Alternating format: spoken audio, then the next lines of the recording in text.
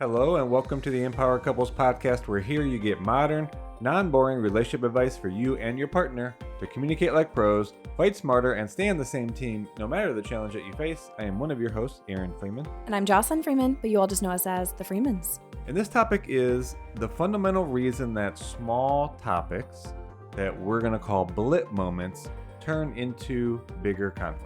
And this episode is coming out during a holiday week, at least here in the United States. I know we have listeners all over the world, but this time of year is full of holidays for all of us. And that means that we can feel pulled in so many different directions.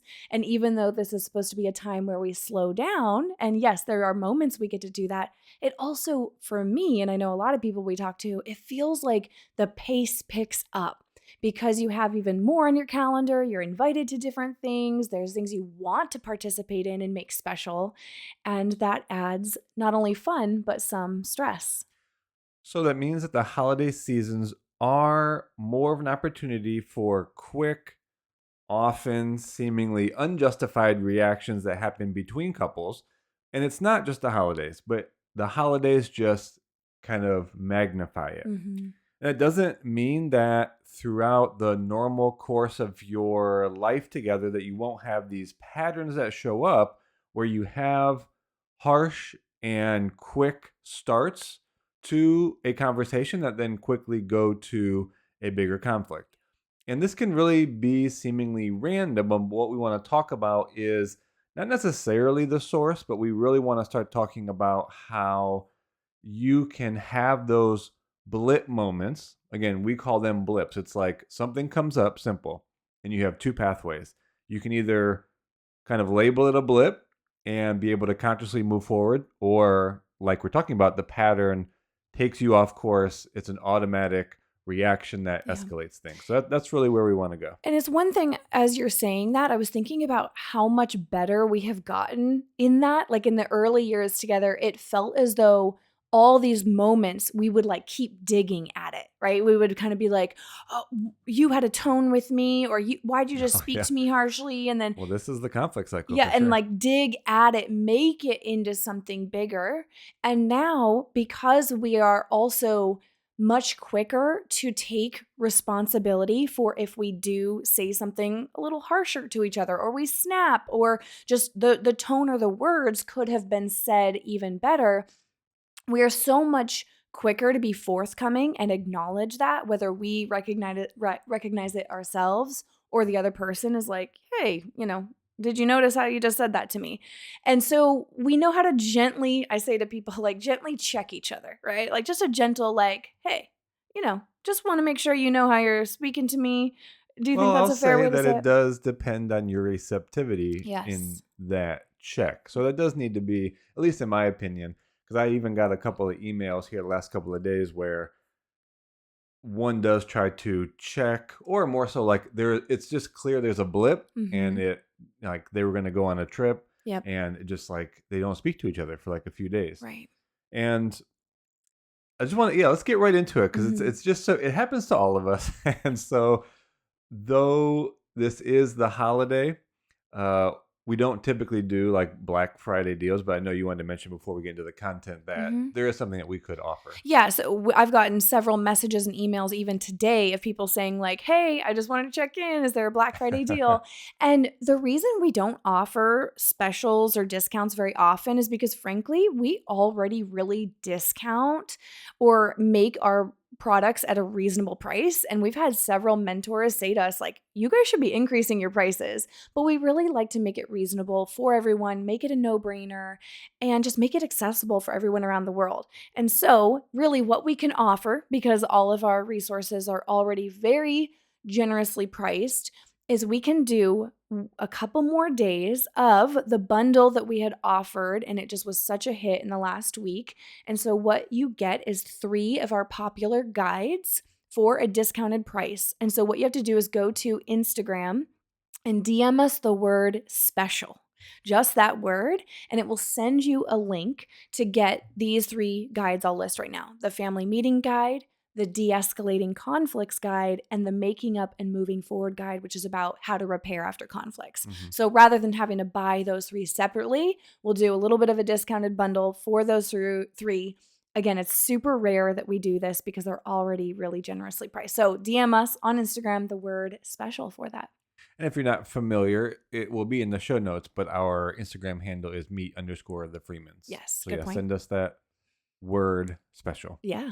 Now, let's get into this topic here. And I like my psychology. I like the understanding of the mind. I like the intellect. And a part of the challenge for me, even in this episode, is that we have to eventually get out of the mind, out of the intellect, and Mm. out of the conscious mind. Mm-hmm. So I'm going to try to keep myself from going into too many terms. And we want to just keep this even more general because it's really this combination of the subconscious mind, memory, and emotion that is really stored in your body. It's not something that you're walking around consciously thinking about and contemplating on. Mm-hmm.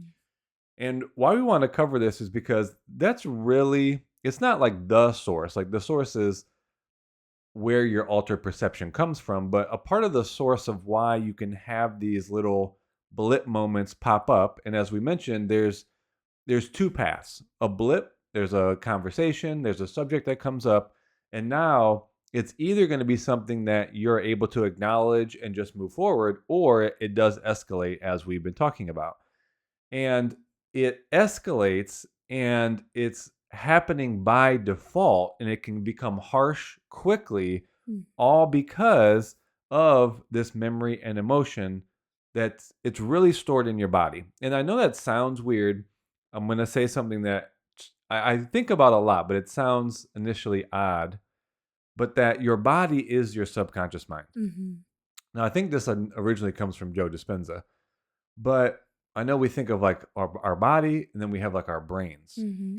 But if you go beyond like the anatomy of the organs, then it's your body is largely operating on involuntary actions. Mm-hmm. So all of the things that are happening, like breathing, digesting, the all of your sensory inputs, the cardiovascular system, and again, keeping myself from going into all the psychology, but all of that it doesn't take your conscious thought and decision making. It's happening all of on its own. Mm-hmm. So in a sense, the body really is the subconscious mind. It's all of the connections from your parts of your brain, central nervous system. It's already programmed. You don't have to think about all these things. Mm-hmm. Right? You're not walking around thinking like, oh, I forgot to have my lungs breathe in air. It's like, oh, I forgot to consciously pump my own heart. It's like, Yeah. that doesn't happen.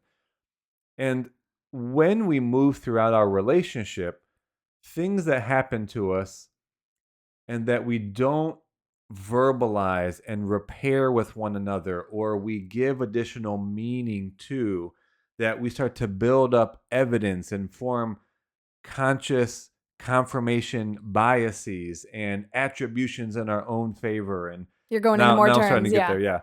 It's just to your simple Mm-hmm. part coming up here, you start to build this survival paradigm Mm-hmm. rather than be able to move out of that, which is in the body, and then be able to move it more into the realm of reason or higher states of consciousness, moving into a Dawkins, states of consciousness. Now you're spoiling Yeah. a little bit of my part, but Okay. there's so much in what you said, and here's like something I think about that really depicts, in a sense, how powerful the brain is, but also how it can be counterproductive to what we consciously want in life, and that's driving, right? If you think about driving or times that you drive to places that are familiar, you can tune out, you can check out, right? Like you are clicking the blinker, you are hitting start and stop, but you might be tuned out listening to our podcast right now, or the music, or just zoning out, and yet you still get to your destination.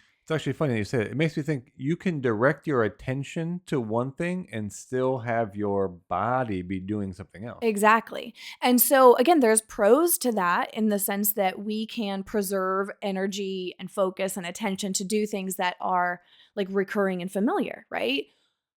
But that isn't so great to translate in your relationship. And what I mean by that is when, like to Aaron, he brought up the survival brain. If we are, and we're going to talk more reasons about why you might be living in that survival reactive brain in your relationship, is that when you're there, then you might not be consciously, intentionally choosing what you say and what you do. And it could be just happening within a millisecond. Hmm. Your partner says something, boom, you react. Your partner does something, boom, you do something. And you're like, you realize it a few seconds later that you did it. And it feels almost automatic. Like, wait, I didn't, why did I do that? I wish I didn't do that, especially in times of conflict or where you get triggered, or again, your partner does something that frustrates you, irritates you. It's like you do or say the thing. And then a few seconds later, you're like, man, I wish I didn't do that. Like, that's what I'm working on. I don't want to be doing that. So I will explain more about what Aaron was describing, just about how powerful the body is and why you can't only do the work at the conscious level. So do you want to speak more? I guess I didn't describe actually the survival brain, right? So a lot of different frameworks in psychology explain this, and there's a lot of books. Everyone has their own like terminology, frameworks, etc. I think one of the simplest ways to think about it is that we can be living from our survival brain. We can be living from a place of reason, or we could be living from higher states of consciousness. And I know that I can find myself in that survival brain if I am feeling overwhelmed with a lot of things that I'm either putting on my plate myself or I feel life is putting on my plate. And so I'm almost like getting into more fight or flight. It's like I'm go, go, go. I got to get so much done. Or maybe we have had some conflicts. And so I feel a little bit more on edge. Definitely have found myself in more of the survival brain when there has been bigger things happening, whether that be in family relationships that really put me in a state of more like fear and reactivity, even like somewhat, there's been times for sure where it's been more traumatic. And so I have been in that survival brain and I've had to do work. We're going to list some of the ways that we have personally worked on this, doing somatic work to get out of the survival brain and more into a place of reason. Ideally, if we are living at a pace that is reasonable in life and we don't feel that life is dictating to us, right? Like you might, yeah, have pressure in work or things that you got to get accomplished for your kids, the home, etc. But if you feel empowered in that and you feel in the driver's seat, then you can be in more of a place of reason. You can take things as input, whether it be your partner's tone, the kids screaming in the kitchen, your to do list, and you're able to say, okay, this feels like a lot, but how do I want to handle this? So again, you're not as reactive, you're not acting from that survival brain. And then the higher states of consciousness. This, maybe we won't even go into this too much because even just getting to a place of reason is like an achievement. But for me, higher states of consciousness is when I feel I'm tapped into creative thinking. Again, things are coming at me, and yet I feel as though I am making these intentional choices and I'm thinking creatively. I am inspired. I am motivated by something. So, anyway, I could go on a tangent, but what do you want to jump in with, Aaron? Yeah, of course, the amount that we have on the plate, but I also want to reiterate that a lot of the survival will happen because of poor communication, lack of conflict resolution. If you're not repairing, you just start to build up this perception that my partner isn't putting in effort, they're not about growth, I feel disrespected, I feel I'm not cared for, not prioritized, I feel controlled, I feel dominated. So all of that is living as memory in your body. Like you're not just walking around necessarily contemplating on these things. And so the more that that builds up, then the more you're in this preparing to survive whatever comes at you from your partner, similar to Mm-hmm. what you were saying. And so obviously there's work to do in the intellectual contemplate, meditate about that. But we talk about that enough. We want to go beyond the mental processing. And if you haven't heard the term, get into somatic work, somatic being of the body. And you really want to start to recognize that the subconscious is largely running your life. Mm. And as we mentioned, almost everything that's happening in your body is subconscious. All of the functions, all of the processes, and the you're just not going to access it through thinking. Mm. So some examples of somatic exercises that will help you illuminate what's actually stored in your body, which is the subconscious level, things like breath work. EMDR is a type of therapy that uses the rapid eye movement to Mhm. reprogram. I think intentional dance practice can be a part of a somatic practice. I would say sound baths, if you're not familiar. It's people use gongs or sound bowls or other kind of instruments, if you will, Mhm. to create this environment where sound is able to access these subconscious levels in your body. Would also say other what would be termed body work, which might be deep tissue or acupuncture or even as far as hypnotherapy. So all of these things are practices that cut through the conscious mind and the intellect and get down Mm. into this emotion, these perceptions that are being stored in your body that are largely the cause of the reaction. So when these blips happen, it's just striking if we want to categorize this, what you've created as a survival paradigm in your body, and then you're just reacting to all this. Again, we've talked about the mental, intellectual side, and we just really want to highlight the importance of the body. And so, my quick thing is I was at a conference a couple of years ago in Texas, and they were having these various different things you could go to in between the conference sessions. One of them happened to be breathwork. I went to it, and you weren't with me. I was just by myself, and there was nothing that I felt I needed to work on. Like top of mind, right? Yeah, there's nothing top of mind. I was feeling fine, great, Mhm. whatever. And so I go into, and I want to give two things here. I've done breathwork before where I've focused on accessing something new Mhm. about the subconscious blocks that I might have. And doing the breath work can often trigger something in my body, and then a memory comes to mind. So that's Mhm. one way it has happened for me. But in this case, I went and did the breath. I was in a room with people I didn't know. I just gave myself to the practice. I just really went into the breathing, following the prompts of Mm. the facilitator. And then all of a sudden, this sadness just took over me. Mm. And I started to, like, really honestly, like, weep.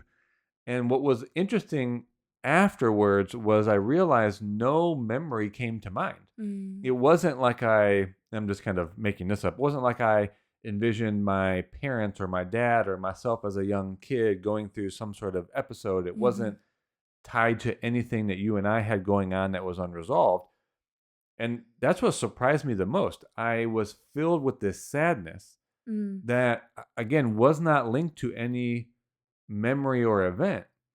And that's when I realized that, wow, I don't even know where this came from. I don't even really need to know, but this breath, this somatic practice was able to really access that in my body that, again, I had no Mm. conscious idea was there, and it released. Yeah. And I felt like so much relief, this sense of, like a burden being lifted that, again, I didn't even know there was a burden even there to be lifted. Yeah, and that was such a powerful story, and I wanna give some practical ideas of implementing this because you can hear that list, right, that Aaron gave of breath work, EMDR, different types of body work, hypnotherapy, and be like, "Okay, what does that look like in a practical sense?" Now, for Aaron and I, in our journey together over a decade of really focused on growing as individuals and a couple, we have incorporated these different practices at different frequencies depending on what was going on for us.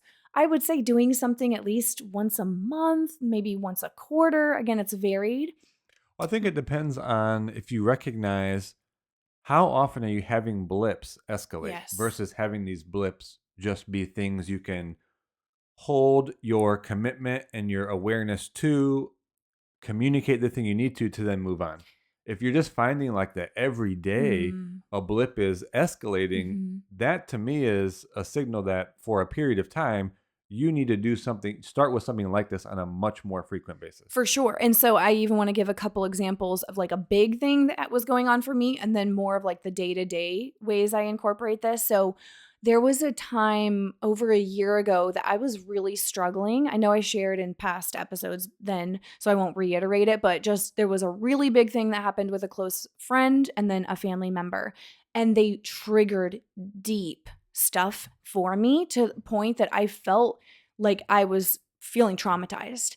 And so I went and met with someone who did EMDR therapy because I was showing up as more reactive. I was struggling to sleep well. I was in fight or flight. And so I needed to do something more specific in that time.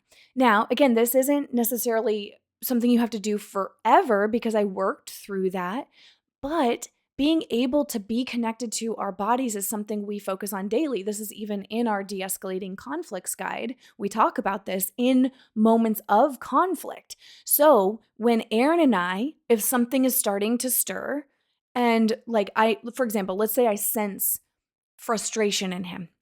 And I did a reel about this on our page last week about how I used to really struggle when I would notice you uh, seem upset. I would see your facial expression, I'd see your body language, maybe hear your tone.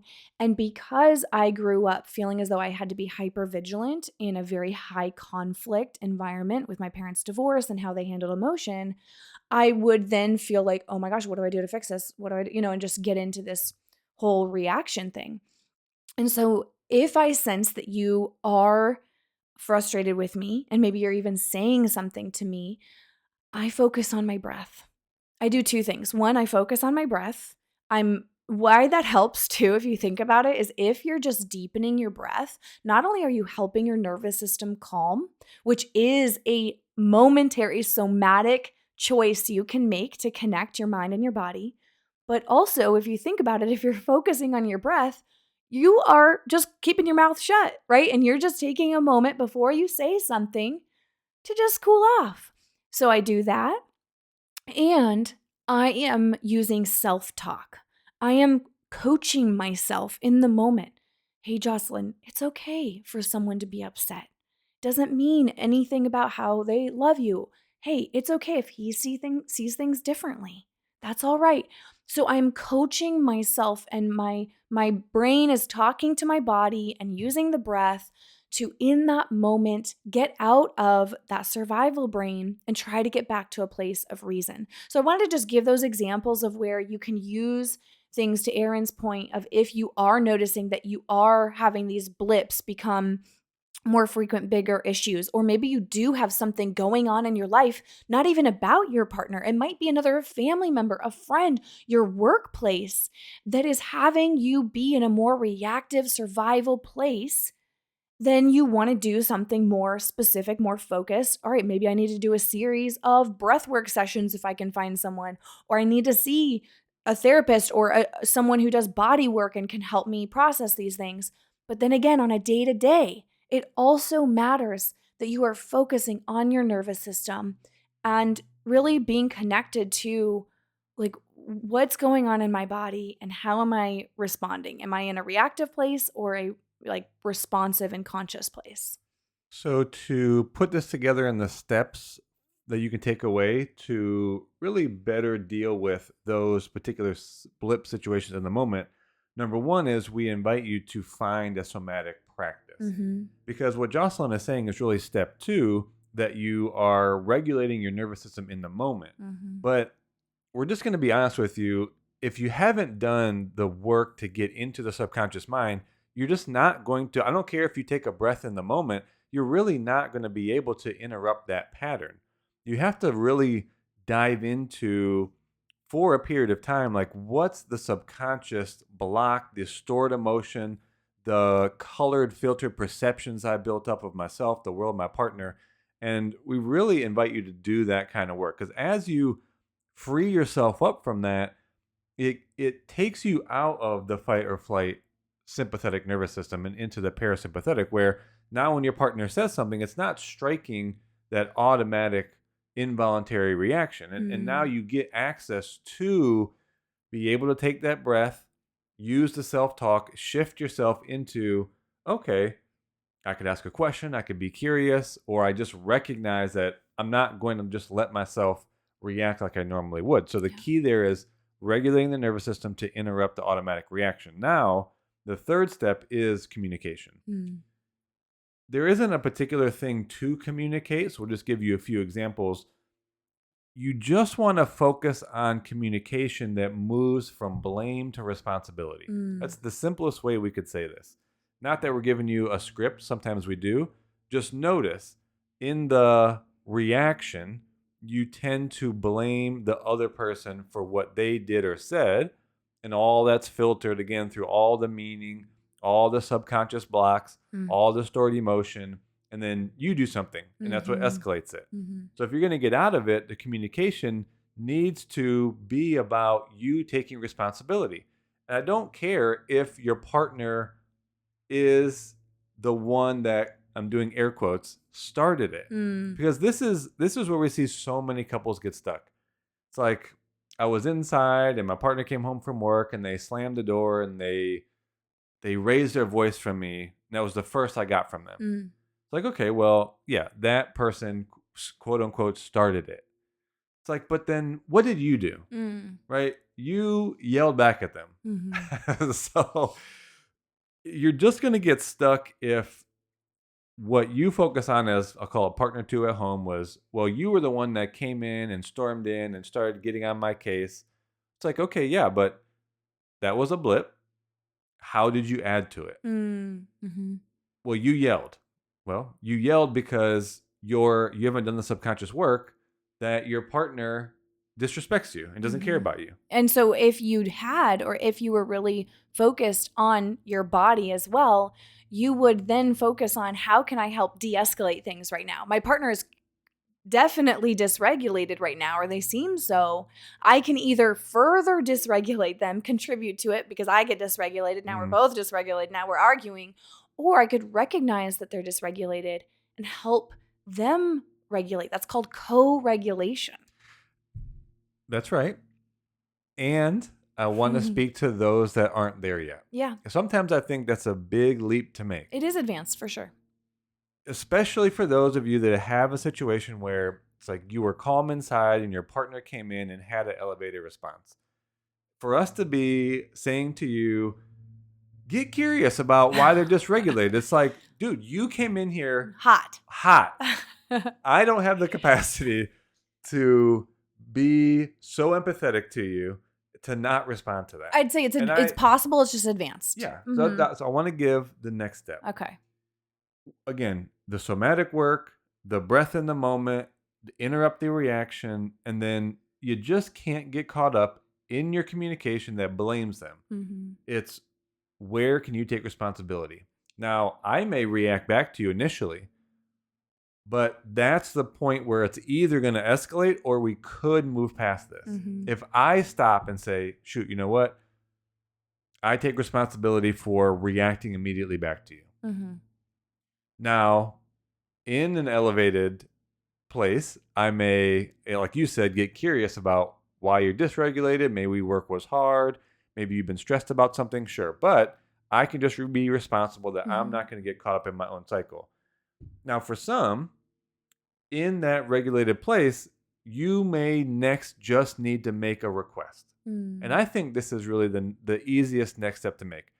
I take responsibility for, I reacted, but okay, hey, I shouldn't have yelled like that. Mhm. But I would just like to ask, whatever. In this Mhm. case, it could be saying, I just ask that you take a few minutes and maybe handle what you need to handle. Make a request that might be a reminder of certain agreements that you might have. Like, hey, I want to hear what you have to say, but my request is we keep to the agreements that we have already established. Or Like, can we be conscious of how we speak to each other? I know it's a big, stressful week right now, but can right, we right. be thoughtful about how we're talking to each other? Totally. So Mhm. I don't want to make this any more complicated than that. That's the process that I see. The point of this podcast is blips are going to happen.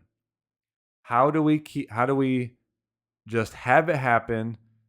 Maybe get caught up for 3 seconds, but we can make the step to move on Mm. rather than have this thing Yeah. escalate, like is either common for us right now or is probably going to happen during the holidays to make Mhm. things more stressful than they need to be. And it's recognizing the time that you do need to do the more focused somatic practices. You got to Mhm. get into the body, get into the subconscious. Then you can better regulate in these moments. Then your communication is going to support the movement forward, Yeah. whether it's just keeping yourself from reacting or be able to make a kind of request that does move you towards, hey, you know what? Hey, you're right. Sorry, that was a blip. And we can just move on. I know that as we broke down these different ingredients, you all were probably like, okay, well, yes, we need to focus on this, on it, but also, I don't want to forget this. I don't want to lose sight of this. And also, it could feel kind of big.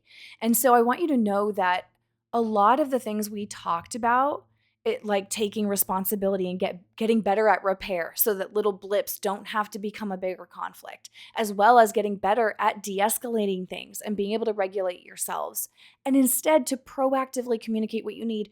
Those are things we broke down and put into practical steps in our guides. So if you're hearing this and you're like, okay, I'm going to need reminders of this, and I'm also going to need some structure and some ways to organize these thoughts, get our guides. And we mentioned that bundle that we have, that it's very rare that we do a discount, as I had said. So DM us, go to our Instagram, which we're going to link in the show notes, and send us the word special. And we very rarely do this. You can get 3 of our most popular guides, the ones I broke down and described, in that discounted bundle. So go ahead and send that to us. And also, if you haven't done our 30-day couples challenge, we've got our next round starting. We also have some exciting things coming up in mid-December. You're going to want to keep a lookout, something special for January only. So we've got a lot coming for you guys, but make sure that you utilize our resources because we want nothing more than for you to end the year feeling as though you are breaking patterns that get in the way of your connection, your intimacy, your sense of fulfillment in the relationship. So be intentional this time of year to really end those patterns and start new, productive, and healthy ones. So we've got your backs. Make sure you go to links in the show notes to get those resources we mentioned. And with that, you guys have a great holiday, and we will talk to you on the next episode.